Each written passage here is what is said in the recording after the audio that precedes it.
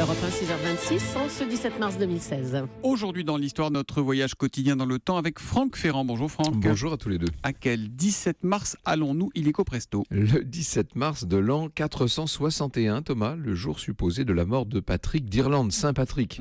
Vous savez qu'aujourd'hui en Irlande, la Saint-Patrick est fériée, qu'elle donne lieu à une énorme fête, à tel point que jusque dans les années 60, les pubs étaient sommés de garder porte close. Bon, vous imaginez bien que cette mesure ne pouvait pas s'éterniser, puisque la Saint-Patrick, qu'on le veuille ou non, est aussi un petit peu la fête de la bière. Et puis la Saint-Patrick, c'est la couleur verte, non, qui prédomine ce jour-là. Bien sûr, le vert de l'Irlande, tout simplement. Le vert aussi du trèfle que, selon la légende, Saint-Patrick aurait utilisé pour illustrer la Sainte Trinité, 3 entités qui n'en font qu'une.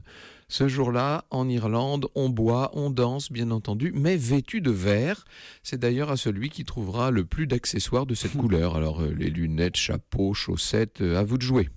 Alors vous disiez que c'est une fête énorme, mais est-ce que c'est la fête nationale en Irlande? Pas officiellement, même si je vous concède que ça y ressemble beaucoup.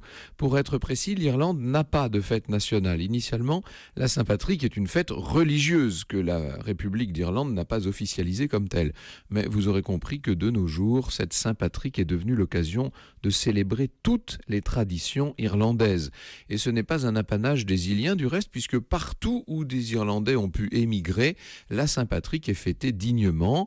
En France, vous allez voir ça tout à l'heure, mais aussi et peut-être surtout aux États-Unis où la communauté irlandaise est très présente. Sachez qu'à New York, des soldats irlandais ont défilé dès 1762. On célèbre aussi la Saint-Patrick à San Francisco ou à Chicago. Chicago où cette année encore, la rivière locale a été entièrement colorée en vert, naturellement.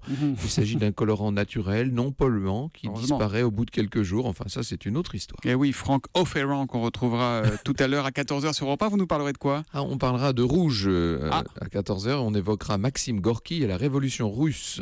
Toute la palette de l'histoire, c'est le matin et l'après-midi au cœur de l'histoire à 14h sur Europe 1 avec Franck Ferrand. Tout à l'heure, Franck. Bonne journée.